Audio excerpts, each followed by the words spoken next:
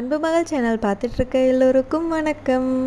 இன்றைக்கி நம்ம சேனலில் இந்த மாதிரி செவுரு மழை தண்ணி பட்டு பாசிலாம் படிஞ்சு அழுக்காக இருந்ததுன்னா இதை ரீபெயிண்ட் பண்ணி எப்படி அழகாக பண்ணுறது அப்படின்னு தான் பார்க்க போகிறோம். கூல்ட்ரிங்க்ஸ் பாட்டில் வந்து வீட்டில் நிறைய இருந்தது. ஸோ அதை வேஸ்ட்டாக தூக்கி போடாமல் டேபிள் ரோஸ் வச்சு கொஞ்சம் பெயிண்ட்லாம் பண்ணோன்னா அழகாக இருக்குமேனு ஒரு ஐடியா. ஸோ இப்போ அதை தான் செய்ய போகிறோம். எப்படி செய்கிறதுன்னு ஸ்டெப் பை ஸ்டெப்பாக பார்க்கலாம். இந்த செவுரு வந்து ரெடி பண்ணுறதுக்கு எனக்கு 2-3 நாள் ஆச்சு. ஏன்னா நான் கொஞ்ச நேரம் செஞ்சுட்டு அதுக்கப்புறம் அடுத்த நாள் வேறு ஒர்க் வந்துடும். அந்த மாதிரி விட்டு விட்டு செஞ்சதால் ஒரே நாளில் செய்யணுன்னாலும் செஞ்சிடலாம். ஆனால் இந்த செடி வளர்க்குறதுக்கு தான் எனக்கு ரொம்ப நாள் ஆரம்பிச்சு. ஏன்னா ஒரு மாதத்துக்கிட்ட ஆச்சு. வீடு காலி பண்ணிட்டு வரும்போது நான் சின்ன தொட்டியில் இந்த மாதிரி ஒரு 2-3 கலர்ஸ் மட்டும்தான் நான் வச்சுருந்தேன். எண்ணி பார்த்திங்கன்னா எல்லா கலர்லேயும் ஒரு 4-5 செடி தான் இருக்கும். ஆனால் இதை வந்து நம்ம நிறைய கொண்டு வரணும் அப்படிங்கிறதுக்காக வேஸ்ட்டாக இந்த மாதிரி கடைகளில் பாட்டில்ஸ்லாம் இருக்கும். 5 ரூபா 2 ரூபா அந்த மாதிரி கொடுத்தோன்னாவே தந்துடுவாங்க. நான் ஒரு மளிகை கடையில் வந்து ஒரு 4-5 பாட்டில் வாங்கியிருந்தேன். அது மட்டும் இல்லாமல் வீட்டிலே வந்து வேஸ்ட்டான பக்கெட்டு, உடஞ்ச பக்கெட் இதெல்லாமே இருந்தது. அது நம்ம செடி வைக்கிறதுக்கு தேவையான அளவுக்கு கட் பண்ணிவிட்டு அதில் வந்து ஹோல்ஸ் போடணும். நார்மலாக கட் பண்ணோன்னா கொஞ்சம் கட் பண்ணுறதுக்கு கஷ்டமாக இருக்கும். அதனால் ஏதாவது நம்ம சமைக்கும் போது கத்தியை வந்து கொஞ்சம் ஹீட் பண்ணிவிட்டு அதுக்கப்புறம் இந்த பிளாஸ்டிக்கில் வச்சோன்னா ஈஸியாக வந்து நம்ம கட் பண்ணிடலாம். அதே மாதிரி தான் ஹோல்ஸ் போடுறதுக்கும் கம்பி வந்து வச்சுட்டு அதை வந்து ஹோல்ஸ் நம்ம போட்டுக்கலாம். 2-3 ஹோல்ஸ் வந்து நம்ம எக்ஸ்ட்ரா போட்டுக்கலாம். அப்போ தான் தண்ணி வந்து வேஸ்ட்டாக இருக்கிற தண்ணிலாம் வெளியே வந்துடும். ஒரே பாக்ஸில் எல்லா கலருமே இருந்துச்சுன்னா நம்ம செடி எடுத்து வைக்கும் போது பூத்திருந்தால் தான் நமக்கு என்ன கலர்னு தெரியும், இல்லைனா கலர் தெரியாது. ஸோ அதனால் என்ன பண்ணிட்டேன்னா ஒரு பாக்ஸ்லேயும் ஒரு கலர் மட்டும் நான் செப்பரேட்டாக பிரித்து வச்சுட்டேன். ஆனால் எனக்கு வந்து அன்றைக்கி என்ன கலர் பூத்திருந்ததோ அது மட்டும் வச்சேன். ஸோ எல்லாத்துலேயும் 1-2 செடி மட்டும் தான் எனக்கு கிடச்சிச்சு. அதுக்கப்புறம் பூத்ததுக்கப்புறமா அதுலேயே வந்து அடிஷ்னலாக இன்னும் 2-3 செடி வந்து நான் ஆட் பண்ணிகிட்டே வந்தேன். அதுக்கப்புறம் வளர்ந்ததுக்கப்புறமும் இப்போ பிங்க் கலர் செடி வந்து கொஞ்சம் வளர்ந்துருச்சுன்னா அதை 2ஆக கட் பண்ணி அது உள்ளேயே அப்படியே நட்டு வச்சுட்டேன். அதுக்கப்புறம் ஒரு மாதத்துக்கு அப்புறம் பார்த்திங்கன்னா நிறைய செடி வந்து நிறைய வளர்ந்த மாதிரி ஆயிடுச்சு. Pink colour, yellow colour, white colour இந்த மாதிரி கலராக நமக்கு வந்து தனித்தனி கலராக வந்து செடி நிறைய வளர்ந்துருந்தது. ஸோ எல்லாத்தையும் நம்ம கட் பண்ணி இப்போ எடுத்துக்கலாம். செடியோட ப்ராசஸ் இது தான். இப்படி தான் பண்ணேன். 1 மாதம் கொஞ்சம் நல்லா வளர்ந்துருந்தது. இன்னும் நிறைய செடி வேணும்னா 2 மாதம் ஆச்சு. இதை வந்து இந்த மாதிரி பாக்ஸில் தான் வைக்கணும் அப்படின்னு இல்லை, தரையில் கூட வைக்கலாம். நான் வந்து கீழே தரையிலையும் வந்து கொஞ்சம் நிறைய செடி வந்து நான் வளர்த்து வச்சுருந்தேன்.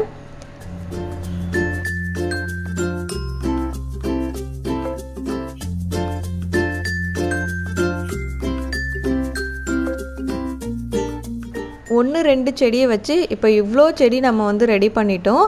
இதை தனித்தனி கலராக இப்போ வந்து நம்ம கட் பண்ணி எடுத்துக்கலாம். ஆனால் அந்த பாட்டிலில் வைக்கும் போது நம்ம மிக்ஸ்டு கலராக மல்டி கலராக வைக்கும் போது எல்லா பூவும் பூக்கிறதுக்கு போது பார்க்குறதுக்கு அழகாக இருக்கும். இந்த செவுத்தில் வந்து ஃபஸ்ட்டு சுண்ணாம்பு அடிச்சிருந்தாங்க. ஸோ சுண்ணாம்பு வந்து பார்த்திங்கன்னா மழை தண்ணி பட்டுச்சுன்னா டக்குன்னு அது வந்து கரைஞ்சி போயிடும். அந்த தண்ணி தேங்கி அந்த ஹோல்ஸ்லாம் இருக்குல்ல அந்த இடத்துலலாம் நல்லா பாசி படிஞ்சிருச்சு.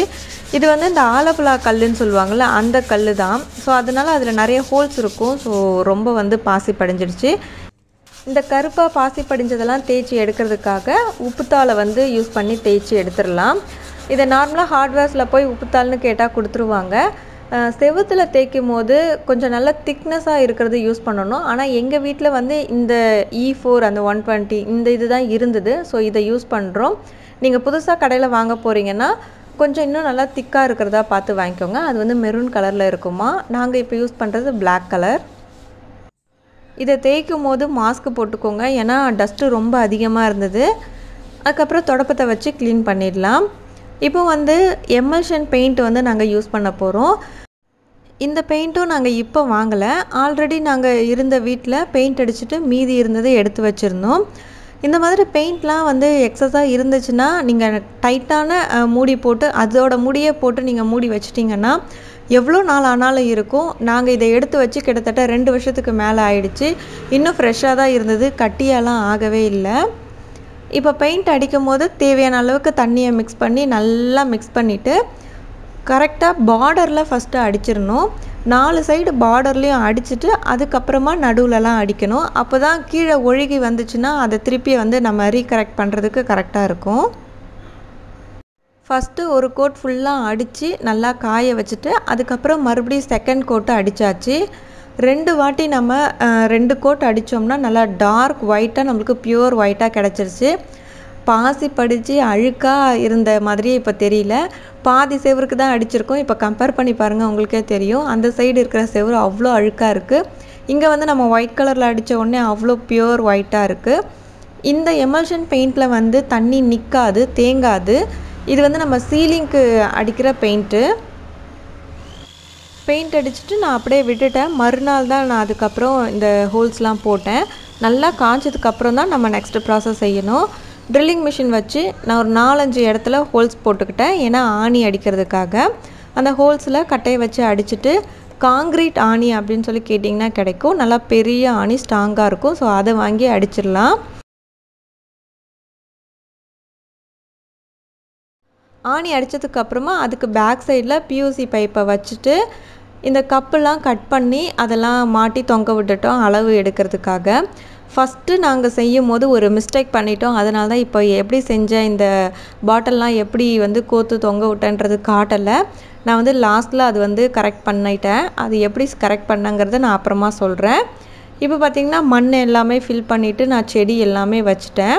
செடி வச்சுட்டு நம்ம ஓஸ் பைப்பில் தண்ணி விட்டுடலாம். ஏன்னா ஃபஸ்ட் டைம் தண்ணி விடும்போது நல்லா தண்ணி வந்து அந்த மண் ஃபுல்லாக நல்லா தழும்பாக இருந்துச்சுன்னா தான் நெக்ஸ்ட் டைம்லாம் நம்ம கொஞ்சம் தண்ணி விட்டாவே போதும். இதுக்கப்புறம் இந்த செவுத்தில் எவ்வளோ தண்ணி பட்டாலும் நம்மளுக்கு பிரச்சனை கிடையாது. நம்ம வீட்டுக்குள்ளே சீலிங்க்கு அடிப்போம்ல எமல்ஷன் பெயிண்ட், அந்த பெயிண்ட்டு. ஏன்னா நான் அகைன் மறுபடியும் என்ன சொல்கிறேன்னா, நீங்கள் ஏதாவது நார்மல் பெயிண்ட் வாங்கி யூஸ் பண்ணிவிட்டு அது செட் ஆகலை, மறுபடியும் பாசி பிடிச்சிச்சுன்னா வேஸ்ட் ஆகிடும். அதனால தான் மறுபடியும் சொல்கிறேன். இப்போது நெக்ஸ்ட் டே பூ எல்லாமே பூத்துடுச்சு.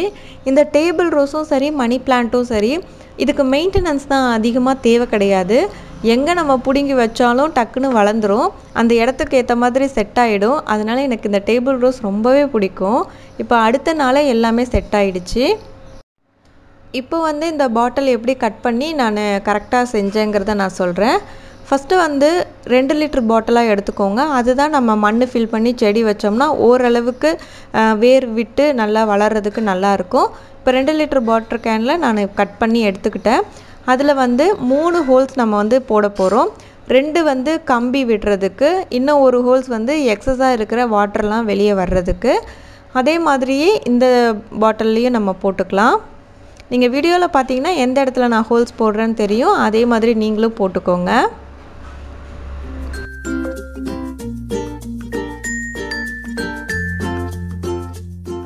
இந்த பாட்டிலுக்கு வந்து இப்போ நம்ம பெயிண்ட் பண்ணிக்கலாம்.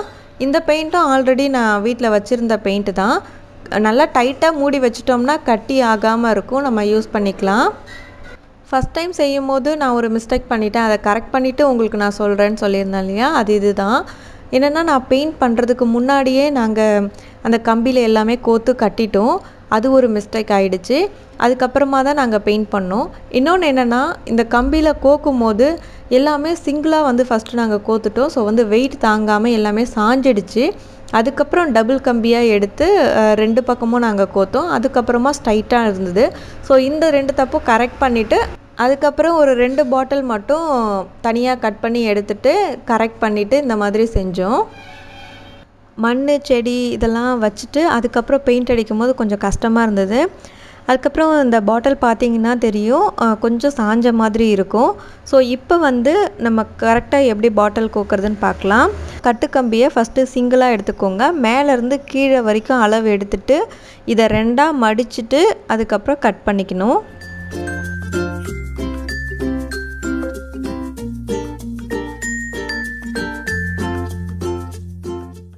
பெயிண்ட் அடித்து காய வச்சுருந்தோம் இல்லையா, இப்போ அந்த பாட்டிலை எடுத்துகிட்டு கம்பியை வந்து நம்ம அதில் கோத்துக்கலாம். சென்டரில் போட்ட ஹோல்ஸ் வந்து அந்த தண்ணி வெளியே போகிறதுக்காக, சைடில் ஆப்போசிட்டாக 2 ஹோல்ஸ் போட்டிருந்தோம் இல்லையா, அதுதான் வந்து கட்டுக்கம்பி கோக்கிறதுக்காக. இப்போ கோத்துட்டதுக்கப்புறமா கீழே வந்து இறங்கி வராமல் இருக்கணுங்கிறதுக்காக சின்ன ஆணி, பொடி ஆணின்னு சொல்லுவாங்க இல்லையா, அந்த ஆணி வாங்கிட்டு அதை வந்து கம்பியில் வந்து 2 சுற்று சுற்றிக்கலாம். ஸோ இப்போ இந்த கம்பியில் வந்து இந்த ஆணி இருக்கிறதால அந்த பாட்டில் கீழே வராது. இப்போ எண்டில் வந்து ஒரு டப்பால் அந்த மாதிரி போட்டுட்டோம். ஸோ இதே ப்ராசஸ் வந்து அந்த ஆப்போசிட் சைடில் வந்து ஹோல்ஸ் போட்டிருந்தோம் இல்லையா, அதுலேயும் செஞ்சுக்கலாம். மேலேருந்து கம்பி வந்து நம்ம கொடுத்து எடுத்துக்கிட்டே வந்துடலாம்.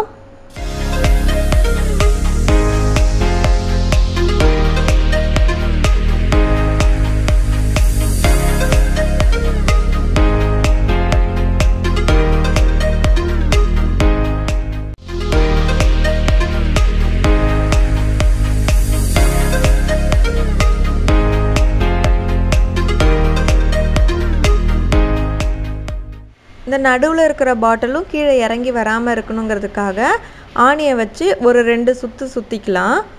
இப்போ வந்து பார்த்திங்கன்னா இறங்காமல் இருக்கும். வீடியோவில் பார்க்கும்போது உங்களுக்கு புரியும்னு நினைக்கிறேன். இதே மெத்தடில் நீங்களும் செஞ்சுக்கோங்க.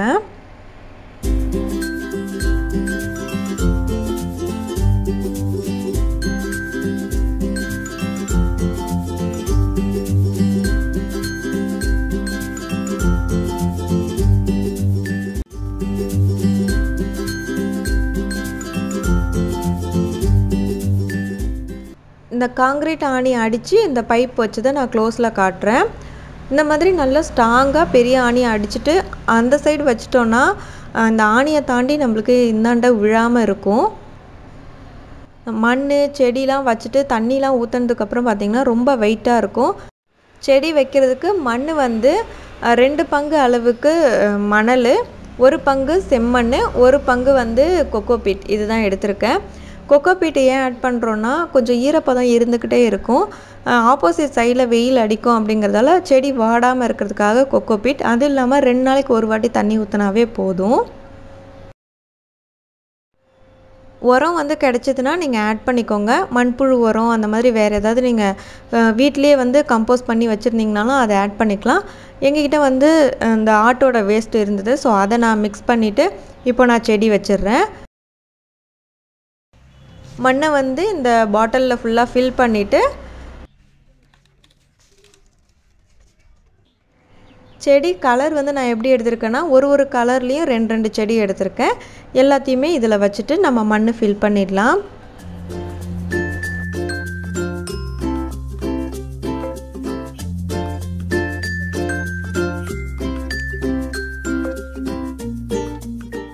அவ்வளோதான், ஃபுல்லாக வந்து நம்ம செடி வச்சாச்சு. ஃபஸ்ட்டு வந்து நாங்கள் இந்த 2 மிஸ்டேக்கும் பண்ணிட்டோம். சிங்கிளாக வந்து கம்பியை விட்டுடுது, இன்னொன்று வந்து பெயிண்ட் அடிக்கிறதுக்கு முன்னாடியே வந்து இந்த மண்ணெல்லாம் ஃபில் பண்ணி செடி வச்சிட்டோம். ஸோ அது 2த்தையும் வந்து நான் கரெக்ட் பண்ணிவிட்டு இப்போ உங்களுக்கு நான் சொல்லியிருக்கேன். தண்ணி வந்து இந்த மாதிரி ஸ்ப்ரே பண்ணுற பாட்டில் வாங்கிட்டிங்க ரொம்ப ஈஸியாக இருக்குது. ஸ்ப்ரே பண்ணதுக்கப்புறம் வந்து பார்க்கறதுக்கு ரொம்பவும் அழகாக இருக்குது. செவுத்து மேலே தண்ணி பட்டாலும் ப்ராப்ளம் கிடையாது. ஏன்னா எமல்ஷன் பெயிண்ட் தான் நம்ம யூஸ் பண்ணியிருக்கோம். ஸோ தண்ணி வந்து அது அப்சர்வ் பண்ணாது, பாசியும் பிடிக்காது. அவ்வளோதான், ஃபினிஷ் பண்ணியாச்சு. இன்னும் வந்து 2-3 நாள் கழித்து அதுக்கப்புறம் ஒரு மாதம் கழித்து பார்த்தோம்னா கூட செடி எல்லாமே நல்லா வளர்ந்துருச்சுன்னா இன்னும் நல்லா பூலாம் பூத்து பார்க்குறதுக்கு அழகாக இருக்கும். ஃபஸ்ட்டு இந்த செவுரு எப்படி இருந்தது அப்படின்னு பார்த்துருப்பீங்க. இப்போ எப்படி நம்ம சேஞ்ச் பண்ணியிருக்கோன்னு பாருங்கள். இந்த வீடியோ உங்களுக்கு பிடிச்சிருந்தா லைக் பண்ணுங்கள். டவுட் இருந்தால் கமெண்ட் பண்ணுங்கள், ரிப்ளை பண்ணுறேன். வேறு ஒரு யூஸ்ஃபுல்லான பியூட்டி டிப்ஸ் அப்படி இல்லைன்னா vlog-ஓட உங்களை மீட் பண்ணுறேன். இருப்பதை வைத்து இன்பமாக வாழலாம். தேங்க்யூ.